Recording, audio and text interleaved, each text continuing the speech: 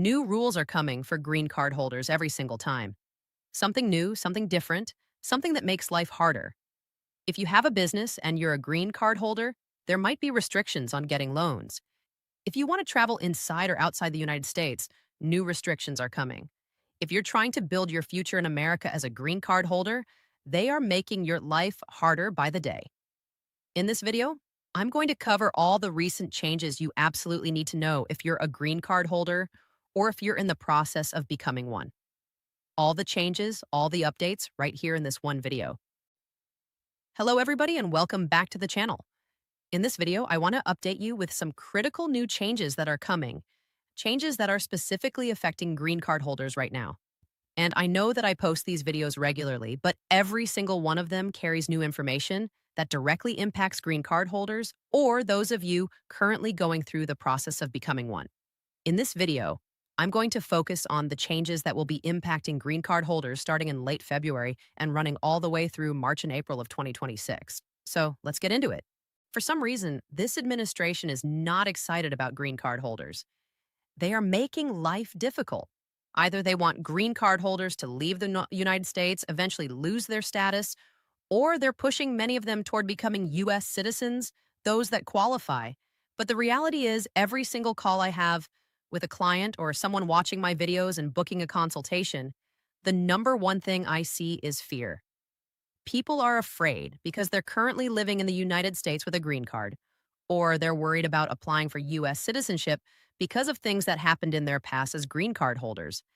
And we're not talking about crimes or anything bad. We're talking about people who simply lived their life as green card holders, worried that any action they've taken in the past could now come back to impact their future in America. And I completely understand why they feel that way, because the information in this video is genuinely worrisome for many, many people who are living here either on temporary status or as green card holders. Let's break it all down. Number one, the change that was announced less than 2 weeks ago. Green card holders are going to be banned from SBA loans. As you know, if you have a small business or even a larger business and you want to expand, you've historically been eligible to apply for a loan from the Small Business Administration. This has been the case for years and years. During COVID, during rebuilding periods, for entrepreneurs across the country who were working hard to grow what they'd started. The SBA has been a critical lifeline for business owners across the United States, regardless of their immigration status, as long as they were lawful residents. That is now changing. Starting March 1st, 2026, the Small Business Administration, also known as the SBA, will require 100% ownership of a business to be held by a U.S. citizen. Not a green card holder, not a lawful permanent resident, a U.S. citizen. If even a small percentage of your business is owned by a green card holder, you will not be eligible to apply for an SBA loan. And SBA loans are not just any loans. They carry lower interest rates, better repayment terms, and more favorable conditions than most private lending options available to small business owners. Losing access to these loans is not a small thing. It's a massive blow. This is crucial because so many people who came to the United States worked incredibly hard, waited years to get their green card, and then started building a business believed that a green card was almost the ultimate freedom. You could live freely. You didn't have to depend on an employer. You could be your own boss, build something for your family, grow your wealth in America. And now, this announcement is almost like a punch in the gut for those hard-working individuals. People who did everything right, followed the system, paid their taxes, and created jobs. And now they're being told that they are no longer eligible to access one of the most important funding tools available in this country. If you are a green card holder with a business or a partial ownership in a business, March 1st is a key deadline. If you've been considering applying for an SBA loan, now is the time to move. Do not wait. Consult with a business attorney or financial advisor and get that application in before March 1st, 2026, because after that date, the door closes. Number two, new rules for green card holders who are about to travel or planning to leave the United States. In addition to the existing travel bans and travel pauses that are not necessarily impacting green card holders directly, but are affecting those applying for a green card, there is a new and very concerning trend that started about 3 weeks ago. We've had it reported by viewers watching these videos and by clients we work with directly. Green card holders who are traveling to some of the banned countries and returning to the United States are being pulled over for secondary inspection. Now, most of the time, these inspections result in eventual release. Nothing drastic happens to the green card holder. But here's the problem: you're going to miss flights. You're going to experience significant delays. And quite a few people have reported financial losses because they had to rebook flights and nobody compensated them for it. Remember, if you're a green card holder and you're traveling to any of the 75 paused countries, or more specifically, the 39 fully banned countries, that travel puts you at risk of additional questioning upon reentry. Now, I haven't personally heard of a green card holder being detained or deported because of this, but these intentional delays upon reentry are causing enormous anxiety, and people deserve to know it's happening. My advice: be prepared.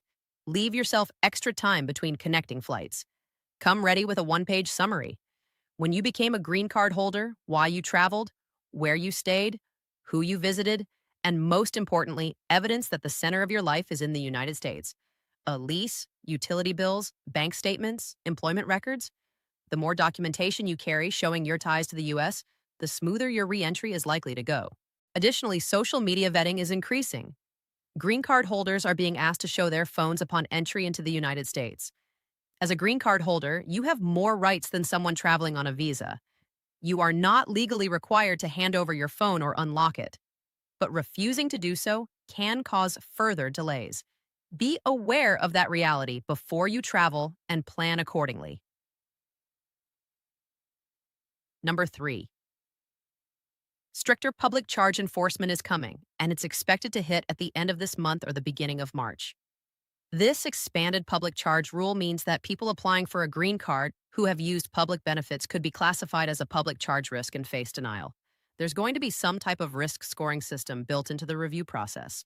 Now, if you already have your green card, you are generally eligible to use public benefits, and this doesn't put your green card at risk right now. But here's why it still matters to you. As this administration expands enforcement, they may go back and look at your history when you eventually apply for citizenship. So if you used public benefits during your green card process or shortly after, consult with an immigration attorney now to understand if and how that could impact your future. Number 4. The pause and reconsideration of previously approved green card applications. Policy guidance from USCIS in late 2025 indicated that they would go back 4 to 5 years and review applications of people who already have green cards. That review is happening now. We have seen cases where people received notices of green card rescission, specifically when they showed up for their citizenship interviews.